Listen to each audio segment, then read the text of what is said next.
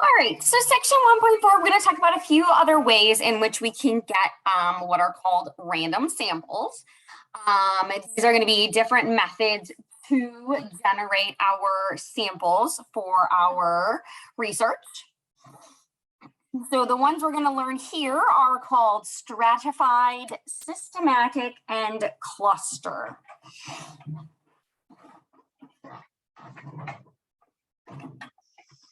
All right, so the first one is called stratified. A stratified sample is obtained by separating the population into non-overlapping groups called strata, and then obtaining a simple random sample from each stratum. The individuals within each stratum should be homogeneous or similar in some way. All right, so for example, the president of DePaul University wants to conduct a survey regarding campus safety. The president divides the DePaul community into three groups: residents, non-residents, and staff, so that he can obtain a stratified sample. So these are the strata: residents, non-residents, faculty, and staff. So he broke the entire group population of those that attend or work at or present on campus at DePaul University into three groups. Okay, there are 6,204 resident students, 13,304 non-resident students, and 2,401 staff, for a total of 21,909. To obtain a stratified sample, you're going to create a random sample within each group. Okay, so from the residents, we knew we had 6,204, and you are going to, they randomly sample 28 of them. Okay, then a random sample of 61 non-residents, so non-resident students. So why did they sample more non-resident students? Well, because there are more non-resident students. Okay, there are just over double the amount of non-resident as there are residents. So this is proportional. 28. So we want to make sure we're choosing proportional results here. So 28 out of 6,204 is 0.004. 61 out of 13,304 is that same 0.004. We're choosing similar proportions of samples from each group so that we get an accurate representation of the entire community. All right, so faculty and staff should also be the same 0.004. If it's not, we're not conducting random sampling. All right, so let's see, we here have 2401. So 2401, if I times that by 0.004, it should be about, let's see what we got. Oops, I had typed the wrong number. I got about 10. So it looks like we have 11. So let's check here. 11 out of 2401 is that 0.004. Sorry, these are all 0.0045. Okay. So all of these ratios are the same. We have conducted an equal proportion amount from each group, and we will then be able to compile the results to have an accurate representation of the entire population.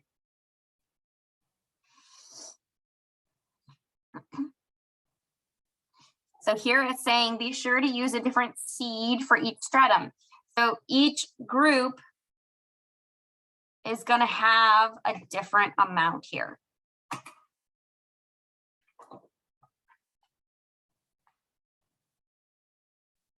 So I hope that makes sense.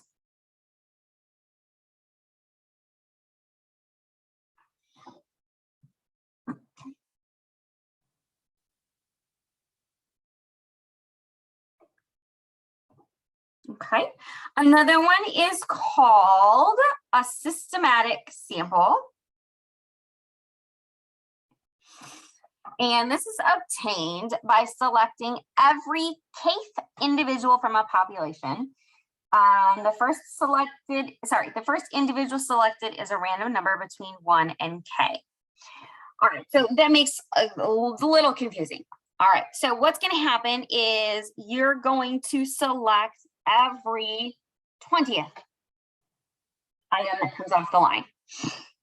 Okay, or every 120th item that comes off the line, or every 6th person that walks through the entrance of your building. Okay, now that is the first part of it, selecting every so many people. The second part of that is your starting point. Okay, you don't have to start at the 6th person. So just because I say every 6th person, that could be meaning I start at 1 and then choose every 6th person from 1. So 1 plus 6 is 7, plus 6 is the 13th person, then the 19th person. So this starting value can change. Maybe I want to start with the 3rd person that walks through and then choose every 6th person. So 3, 6, 1 would be 9 from that, then 15, then 21. So depending on where you start is then going to determine which ones are after that. Okay, if you really just want to say every 6, 12, 18, 24. So just because it's every 6th individual or every 6th item on my assembly line here, it doesn't have to be this. I can pick a different one that I start with and then choose every 6th from there. All right. So the manager of Kroger food stores wants to measure the satisfaction of stores' customers. Design a sampling technique that can be used to obtain a sample of 40 customers. We want to use systematic sampling by surveying every kth customer who leaves the store. Okay, so the manager decides to obtain a systematic sample by surveying every 7th customer, and he randomly determines a number between 1 and 7 and says 5. Okay, so if you're choosing every 7th, your starting value is between 1 and 7. I could start at 1, I could start at 2, I could start at 3, 4, 5, 6, or 7. And then from there, I'm going to pick every 7th person. All right. So that's why I said there's 2 parts to this. You have to decide how many you're selecting and then which you're starting with. Okay. So if he starts with 5th customer, he's going to go every 7th until he gets to 40 of them. So if we start at 5 and then we add 7, that's going to be the 12th person. And then I'm going to count 7 more people and I'm going to grab that one. 19th person that leaves, count 7 more and get that one all the way, excuse me, until I've reached 278 is going to be the last person that I'm going to have to survey. That would be my 40th person that I survey.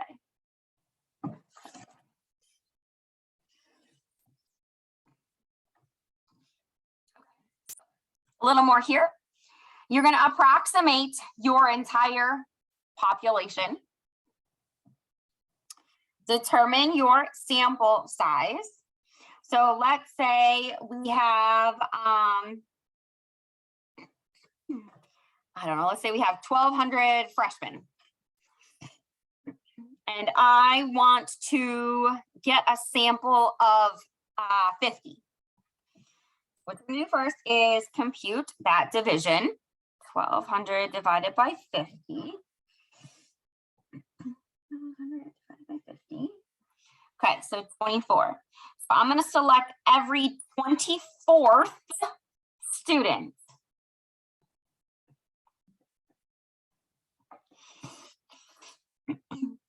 Okay, and then I have to pick my random number between 1 and 24. So I could go to my number table, I could go to my list generator, and let's say it just happens to spit out number 17.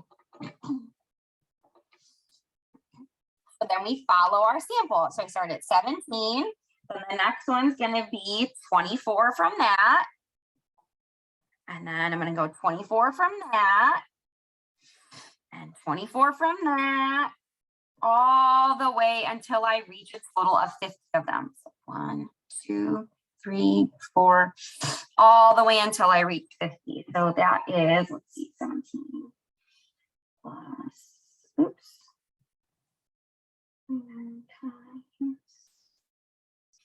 The last one is gonna be student 1,193.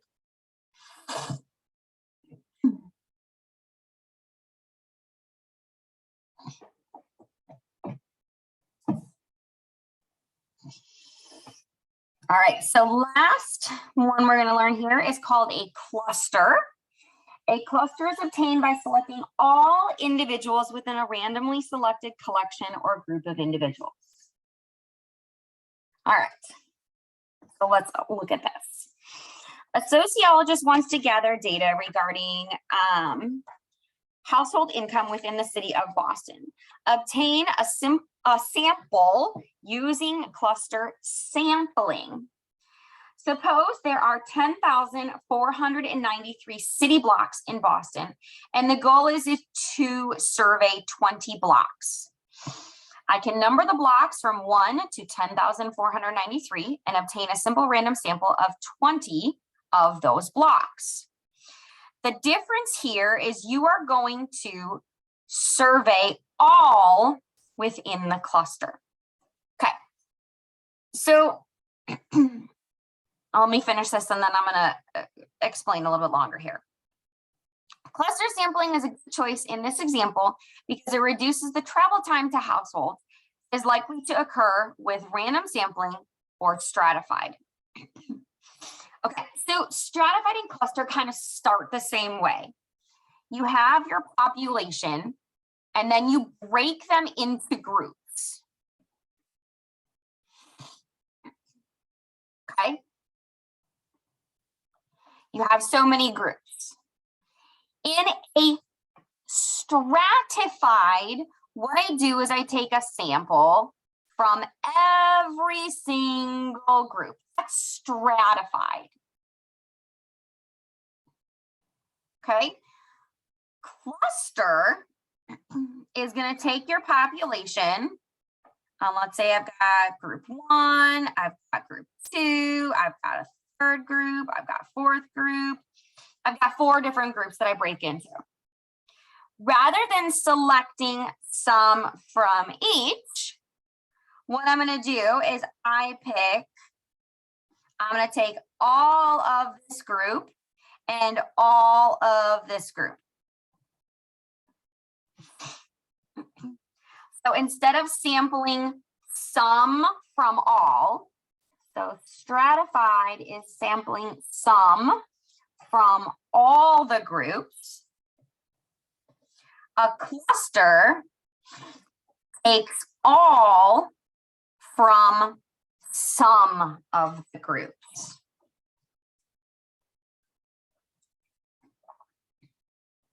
All right, so I'm going to give a different example here. I know there's some room here. So let's pretend that I work for McDonald's. Okay. I want to get a survey of my McDonald's customers. If I did a stratified sample, I would have to sample individuals from every single McDonald's that I have. Okay. That is so many McDonald's. That would take forever to travel to every single McDonald's I have and get a sample from each of those McDonald's. So instead, what they do is I say, okay, I'm going to visit 50 random McDonald's. Not all of them, just 50. And what I'm going to do is I'm going to sample my employees, every employee that I know that works at those 50 McDonald's. Okay, it's going to be easier to obtain results by only traveling to 50 of them than it would be to travel to all of them. Okay, that's kind of what this next one here says. The stratified and cluster samples are different. In a stratified sample, we divide the population into 2 or more homogeneous groups. Then we obtain a random sample from each group. In a cluster, we divide the population into groups, obtain a simple random sample of groups, and survey all the individuals within the selected groups. So again, population breaks it into groups, and then we sample SAMPLE from all groups. Where a cluster is, you have a population, you have your groups, and you're going to pick random groups. And in those random groups, you're going to survey all of the people. Okay, so I hope that makes sense. I know sometimes it gets confusing between the two of these. I'm going to show you kind of a visual here to kind of compare the difference. All right, so simple random sampling here, you number your entire population and you randomly pick however many you're going to pick. Okay, stratified, you have your entire population. It looks like we broke them into males and females, and then we selected some from each group, and each of them is proportional. So there were 6 males, 6 females, and I took 2 males and 2 females. All right, systematic is here. I got 11 people in a row, and I'm going to start with second and pick every third. So pick the third from there, pick the third from there, third from there, and I've got 4 that I sampled.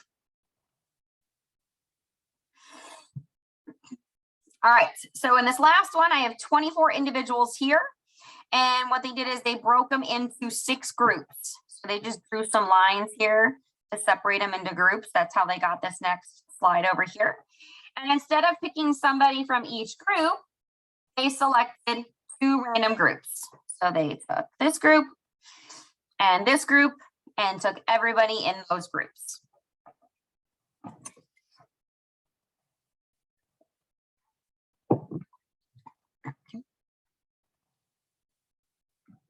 Okay, and then remember here, convenient sampling is when you get easy results. Okay, so examples here.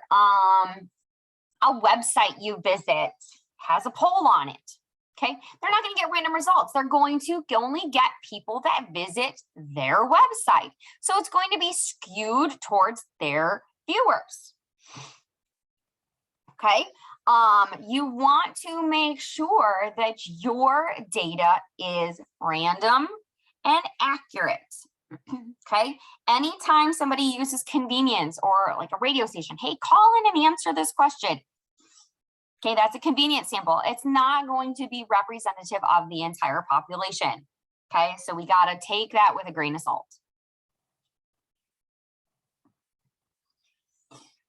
There are times in which we will have multi-stage sampling. So what that means is they're going to combine more than one method in their sampling method. So let's look at this guy here. Most large-scale surveys obtain samples using a combination of the techniques that we just discussed. An example of multi-stage sampling would be the following. So Nielsen Media Research. Nielsen randomly selects households and monitors the television programs these households are watching through a people meter. The meter is an electronic box placed on each TV within the household. The people meter measures what programs are being watched and who is watching it. Nielsen selects the households with the use of a 2-stage sampling process. So stage 1 was they used the US Census data to divide the country into geographic areas or strata. The strata are typically city blocks in urban areas and geographical regions in rural areas. And they selected 6,000 strata. Okay, then the second part of this, they send a representative to the selected strata and list the households within the strata. So somebody is actually going through those 6,000 areas and they're writing down the addresses or some sort of identifying information that lists every single household in that area. Then from those groups, the entire list is somehow created randomly. They pick, randomly select a simple random sample of households in that area. Okay, so what happens is they then sell the information to TV companies, and this is what changes our prices. So if something is being heavily watched, they may up the price of it. Okay. So there are a few different things here that were being used, breaking into strata, then looking at all of them within the strata, but then taking simple random samples inside of those stratas. So lots of different stuff that's going on here. All right, so the last thing we're going to do is look at 3 examples, and you're going to tell me which method it is. So usually our choices are random, stratified, cluster, and systematic. All right, a study was conducted at a university in Cairo, Egypt, to determine the relationship between road risk perception and pedestrian injuries. The sample was taken from the list of student IDs. Every 40th student was selected. As soon as I see that, I don't even need to keep reading. I already know that this is systematic.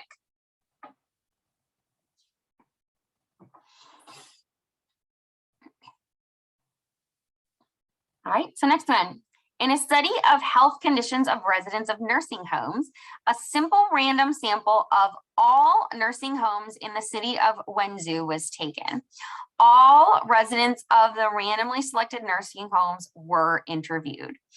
What sampling scheme was employed? So we picked a random sample of the nursing homes, and then all in those selected were interviewed. So all of the sum chosen is a cluster. All residents of the randomly selected nursing homes were interviewed. When you see that all, that is your cluster. All right, in a study of lung function, a simple random sample was taken from 3 groups of children. Children who live on a farm, children with intermediate farm exposure, and children with no farm exposure. So I take a random sample from each of the groups. I take a sample from here, a sample from here, a sample from here. That is stratified.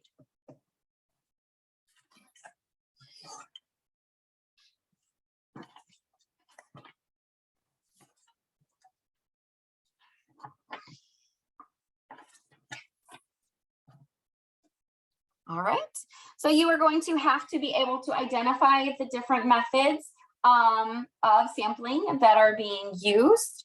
And I hope that makes a little bit more sense after seeing some examples. If you ever have any questions, make sure you reach out to me. Otherwise, I will see you in section 1.5.